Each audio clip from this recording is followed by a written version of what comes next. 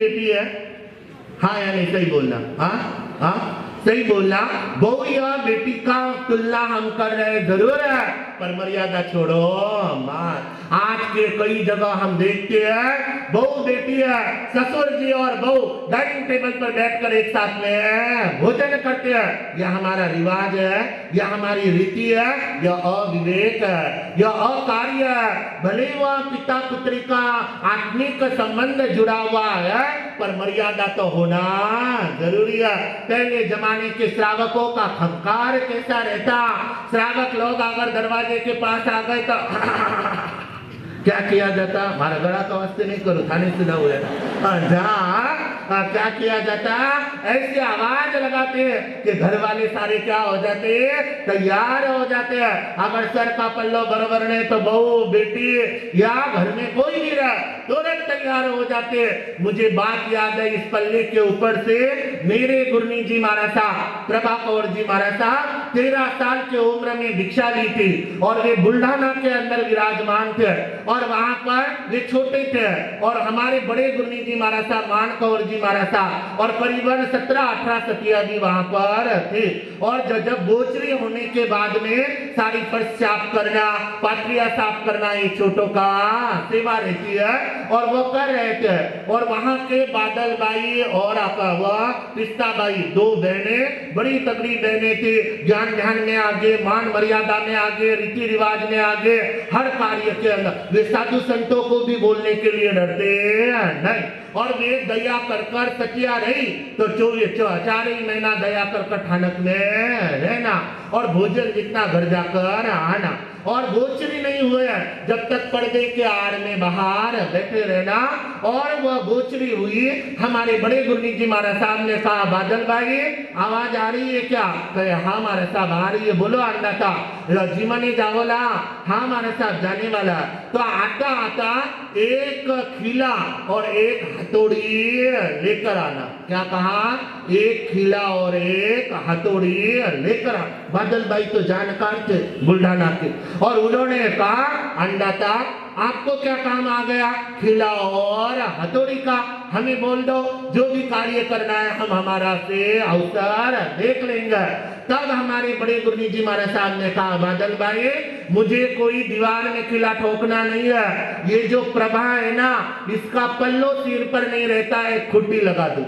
क्या लगा दो? खिला। अब सही में ठोकने वाले थे वो हमारे गुरनी जी महाराज साहब कहते वो दिन था और अंतिम दिन था, कभी उनका सर का पल्लो पीछे गया नहीं।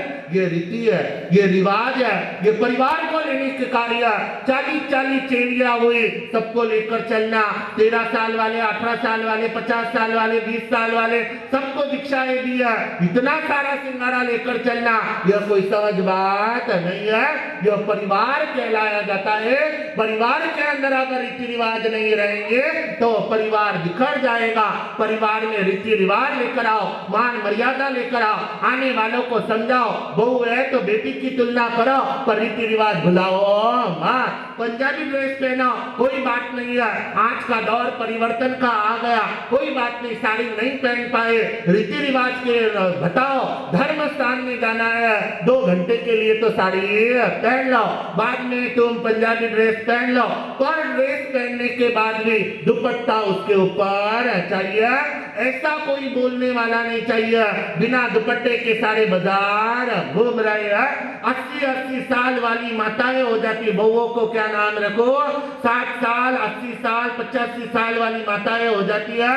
इन्हें बुढ़ापे के अंदर जवानी आती है और ये पंजाबी ड्रेस पहनकर घूमते हैं, धाम पर आते हैं, ठानक में आते हैं, गुरुदेव के दर्शन के लिए आते हैं। क्या आप दिन भर वही बोलना चाहिए? या हमारा विवेक चाहिए, या हमारी मर्यादा चाहिए?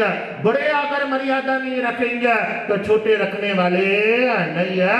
दादी माई अगर ऐसा करे तो बहू और पोता बहू क्या करेंगे? ये आप सोच लो। यह विचार, यह चिंतन, यह मनन परिवार के अंदर लेकर आओ। री शब्द कह रहा है रीति रिवाज को भूलो मत, मर्यादा को ठुकराओ मत। सीता ने मर्यादा का उल्लंघन किया, रामायण जैसे के अंदर युद्ध मच गया।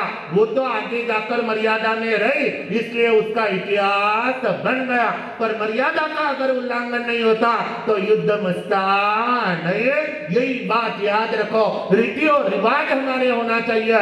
आज परिवार के अंदर परिवार का री शब्द कह रहा है, रीति रिवाज रहन सहन योग्य रूप से अपनाओ। आज स्कूलों के अंदर कह रही है, कई बड़े बड़े स्कूलों में हमने देखा है वहां के ड्रेस अलग है, वहां कंपलसरी है दुपट्टा लेकर आना।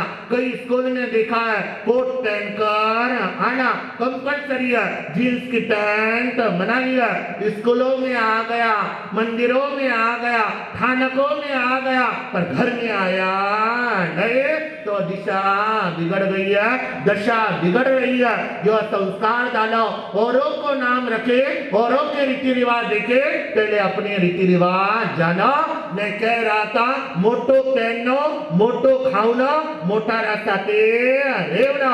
अगर वह बड़ों के साथ में रहेगा, बड़ों के निश्चय में रहेगा, बड़ों के आज्ञा में रहेगा, बड़ों का आशीर्वाद लेता रहेगा, तो उसके ऊपर कोई संकट आएगा नहीं। आज सेपरेट रहना चाहती है, कहाँ परिवार है? आज एक बेटा बहू है, वो माँ बाप को संभालना चाहते नहीं है। ऐसे को बेटे हैं, माँ बाप को लाते मारते हैं, गालियां देते हैं, अपशब्द डालते हैं। यह हमारा रिवाज है, यह हमारी रीति है। रामचंद्र जी ने याद करो, मर्यादा पुरुषोत्तम रामचंद्र जी, पिता का एक वचन निकला, कहाँ जाना है? वनवास। बोलो कहाँ जाना है? वनवास। और वनवास के लिए निकल गए। यह नहीं कहा अभी शादी हुई है, सीता को लेकर आया हो, जो विवाह हुआ है, राज्य का आनंद लेने दो। पिता का आज्ञा सिरोधार्य और शरीर के अंदर वनवास में निकल गए। वो पिता की मर्यादा, वो पिता का आदर, वो पिता का सम्मान ऐसा प्राप्त किया तो आज वे मर्यादा पुरुषोत्तम रामचंद्र जी कहलाए। परिवार में रहते हुए वर्धमान महावीर ऐसे ही नहीं बने। माता पिता चले गए, पर भाई ने आदेश कराया 2 साल दीक्षा लेना नहीं है, तो भाई का शब्द भी नीचे डाला नहीं है।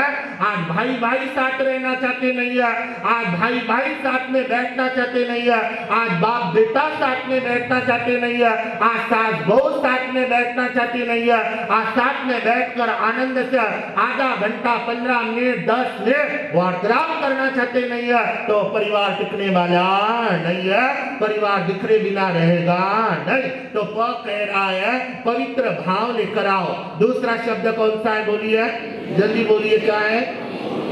री। री क्या कह रहा है? रीति और रिवाज याद रखो परिवार को टिकाने के लिए। तीसरा शब्द कौन सा है? बोलो। वाह। वह कह रहा है परिवार में रहते समय वचन का ध्यान रखो। किसका ध्यान रखो? वाणी का। परिवार अगर बिखरता है, परिवार अगर टूटता है, दिल अगर बिखर जाते हैं, दिल अगर टूट जाते हैं, रिलेशन अगर टूट जाता है, तो इसका सबसे बड़ा कारण क्या है? बोलो, वाणी। द्रौपदी ने एक शब्द कहा था। कौन सा शब्द कहा था वाणी से? आंधी के बेटे। अचानक वो वाक्य निकला और युद्ध मच गया।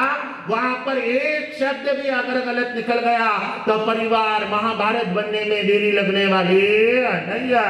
वाणी का विवेक चाहिए, आदर सम्मान के शब्द आना चाहिए, बोलते समय ध्यान रखना चाहिए। हम कहाँ बोल रहे हैं, कैसा बोल रहे हैं, क्यों बोल रहे हैं, क्यों नहीं बोलना चाहिए। मुझे बात याद आई, हम हैदराबाद के अंदर थे और वहां पर एक भाई रोज दर्शन के लिए आता। बात ध्यान से सुनना, दर्शन के लिए आते। एक बार उसने कहा, गुरुदेव मानसा घरे थे पधारो, पगल्या करो, पगल्या करो। बोलो क्या कहते हो?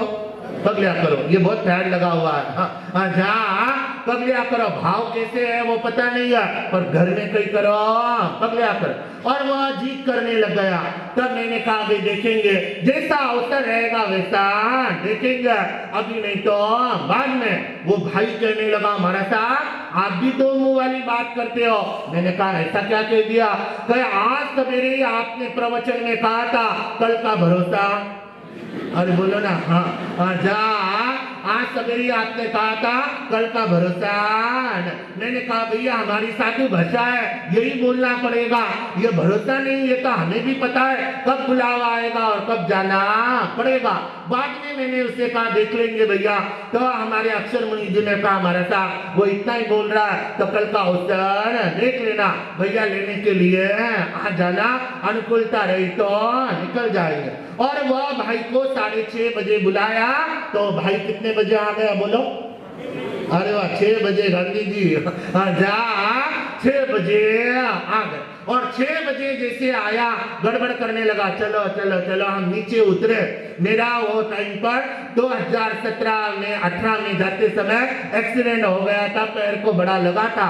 हमारे महाराज साहब ने कहा महाराज साहब व्हीलचेयर साथ में लेकर जाओ। वो भाई कहे नहीं नहीं महाराज साहब नजीकत घर है, व्हीलचेयर की जरूरत नहीं। मैंने कहा जाने दो, पास में ही घर रहेगा, हम जाकर आ जाए। और जैसे निकले और रोड पर हम आए, आगे गली के और बढ़ने लगे।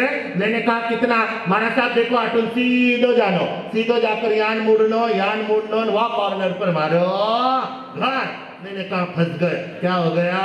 हाँ अब फंस गए हैं, जाना तो पड़ेगा। और जैसे तैसे निकले 1.5 किलोमीटर लेकर गया। कितने किलोमीटर लेकर गया? 1.5 किलो। मैं त्रस्त हो गया, पसीना पसीना आ गया। मैंने कहा भैया अब तुम्हारा घर और दूर होगा, अब रहने दो, अब चलो यहाँ से चले। नहीं महाराज साहब इत तो आया ना, अभी थोड़ा सा का वास्ते क्यों? मैंने भी विचार किया इतना आ गया, वापिस रिटर्न जाऊंगा तो खाली पात्रे ही जाना पड़ेगा। तो बोलेंगे वाह भैया गया तो गया, खाली पात्रे आया, इससे अच्छा है कुछ न कुछ लेकर जाए। आगे जैसे गए, बात ध्यान से सुनना वाणी, आगे जैसे जा रही है वो कह रहा महाराज साहब देखो वो आप लोग घर। क्या कहा उन्होंने? वो आप लोग, बोलो आवाज आने दो, वो आप लोग घर। अब 1 मिनट के अंदर मेरे मन में विचार आया मेरा घर तो कोई नहीं है, और ये क्यों कह रहा है ये आप लोग घर? क्या कहा उसने? ये आप लोग घर। बाद में मैंने कहा अब इसे यहाँ समझाऊंगा तो समय निकल जाएगा, भैया चलो आगे। बाद में आगे के और गए, बात ध्यान से सुनना वाणी, और आगे के और गए। बाहर कॉर्नर पर उनके 3 बच्चे स्कूल जाने के लिए तैयार होकर बैग लेकर खड़े थे। कहे महाराज साहब आपला टाबर। क्या कहा? हाँ। और मैंने कहा ये बहुत गड़बड़ वाली बात है। हाँ ये गड़बड़ है, अब इसे बोलना ही पड़ेगा, पर अब थक गया, पसीना बहुत आ गया। अब एक बार गोचरी चल भैया तने ठानक में बैठकर समझाऊंगा बाद में। आगे के और गए, अंदर गए। अंदर जैसे ही हम अंदर प्रवेश किया तो मामा जी आए हुए थे, चाय पी रहे थे। तो उसने कहा मारा सा भी अपना मामा जी। मैंने कहा हमारा भी है। हाँ कोई बात नहीं है, हाँ चलेगा भैया आगे चलो। अंदर के और आगे गया तो माँ माला फेर रही थी। तो कहे महाराज साहब ये अपनी माँ। मैंने कहा जरूर मातृशक्ति है, प्रणाम है मेरा। जा आगे अंदर गए, पात्रियां रखी, पसीना पूछा, गोचरी लेना है। कहे महाराज साहब। मैंने कहा चुप। समझ गया? समझा या नहीं समझा? हाँ। मैंने कहा अब आगे बोलना। आप समझ गया, धन्यवाद। हाँ मैंने कहा अब आगे बोलना। हाँ अब जो रहेगा वो ठानक में आकर देखेंगे। भैया चल गोचरी ले और चल। और जैसे तैसे बोले बोलन दो ना। नहीं बोलना नहीं, अभी बस हो जा। और बाहर निकले, कॉर्नर पर आए। अब लास्ट बात भी सुनना। कॉर्नर पर आए और कॉर्नर से सीधा रास्ता है। तो कहे महाराज साहब थाका ठानक को रस्तो मालूम है न थाने? सीधा ठानक को रस्तो भाका और घर की को अपलो। अरे वाह कितना होशियार है ये वाणी। क्या है? वह शब्द कह रहा है, वाणी का सदुपयोग लो। कहाँ क्या बोलना, कहाँ कैसे बोलना, कहाँ कितना बोलना, कहाँ क्यों बोलना, ये आना चाहिए। अगर ये नहीं आएगा तो वह इंसान परिवार को जोड़कर रख पाएगा नहीं। वाणी के द्वारा परिवार बिखर जाता है, वाणी के द्वारा घर का वातावरण बिगड़ जाता है, वाणी के द्वारा अपने वाले दूर हो जाते हैं। एक शब्द ऐसा लग जाता है कि दिल ही वहां पर फट जाता है। तो इसलिए वह कह रहा है वाणी का विवेक रखो। जल्दी बोलिए, वो क्या कह रहा है? पवित्र विचार हो।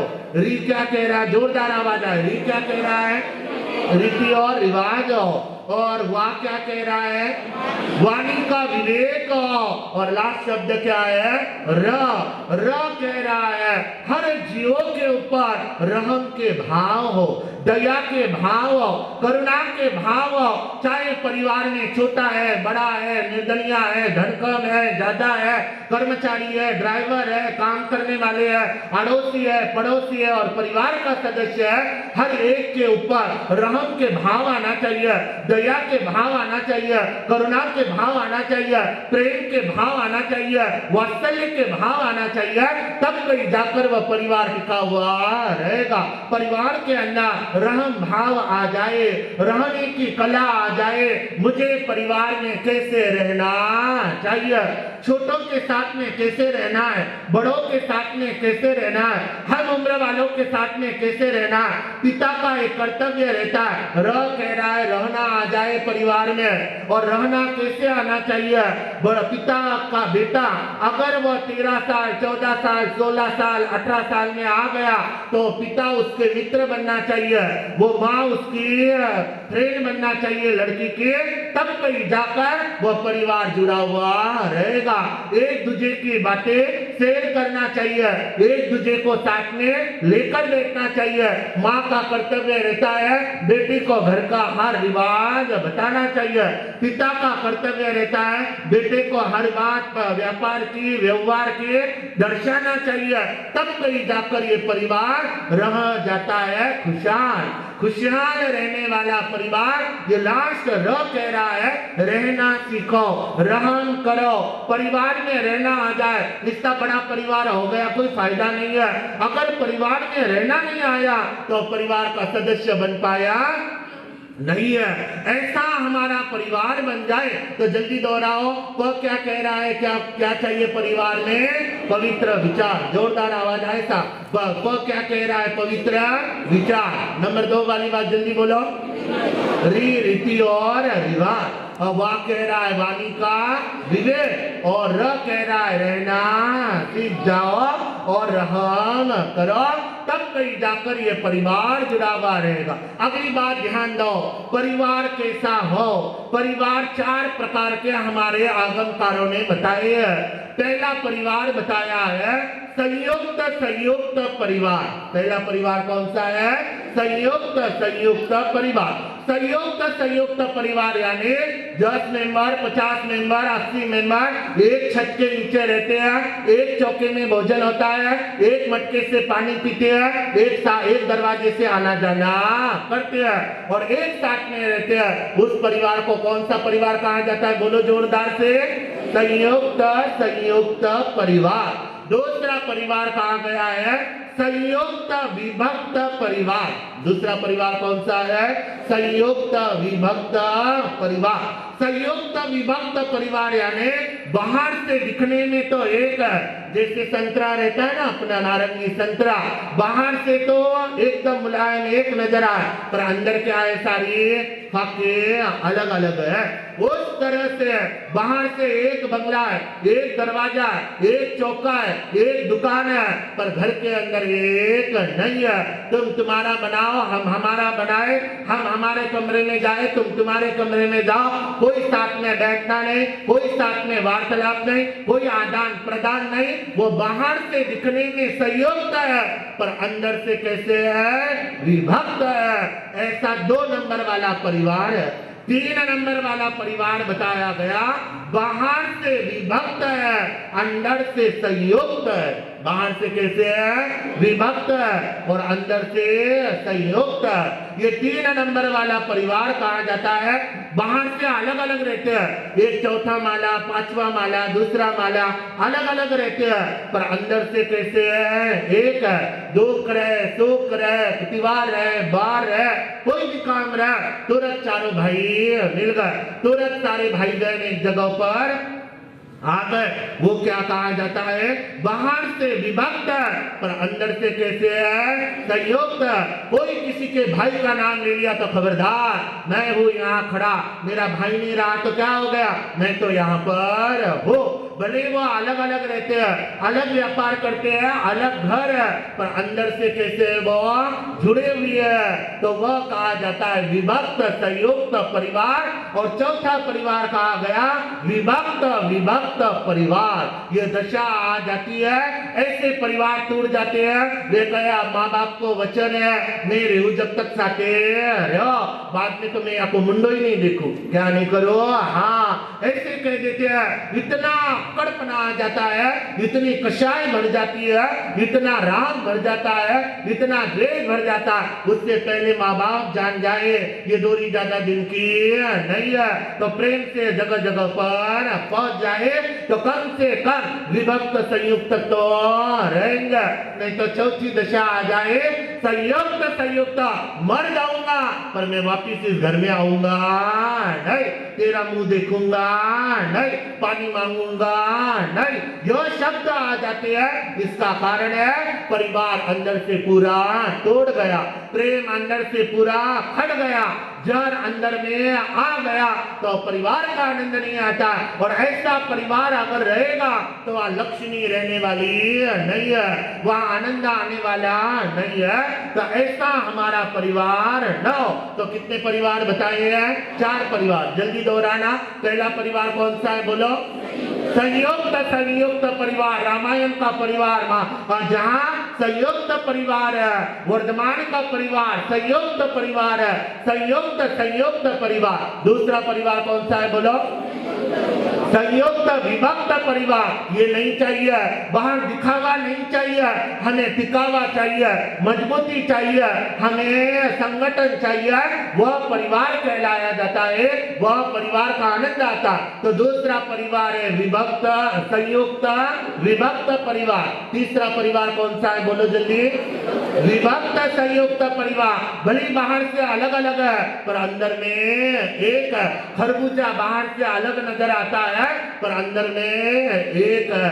नारियल बाहर से अलग नजर आता है, पर अंदर में गोला एक है। उस तरह का मेरा परिवार बन जाए, वह परिवार कहा जाता है। और चौथा परिवार कौन सा है? विभक्त विभक्त परिवार। और यह परिवार रावण का, यह परिवार किसका है? भाई भाई से बोले नहीं, विभीषण का और रावण का। ऐसा परिवार हमारा बने नहीं, ऐसी दूरियां हमारे परिवार में आए नहीं, ऐसा कष्ट हमारे परिवार में आए नहीं, ऐसी कमियां हमारे परिवार में आए नहीं। और वह परिवार को जोड़ने के लिए प्रेम चाहिए, मर्यादा चाहिए, अपनापन चाहिए, तब वो परिवार जुड़ा हुआ रहेगा। अगर प्रेम नहीं है, मर्यादा नहीं है, प्रशंसा नहीं है, अपनापन नहीं है, और वहां प्रगति के कार्य नहीं है, तो परिवार जुड़ा हुआ रहेगा नहीं।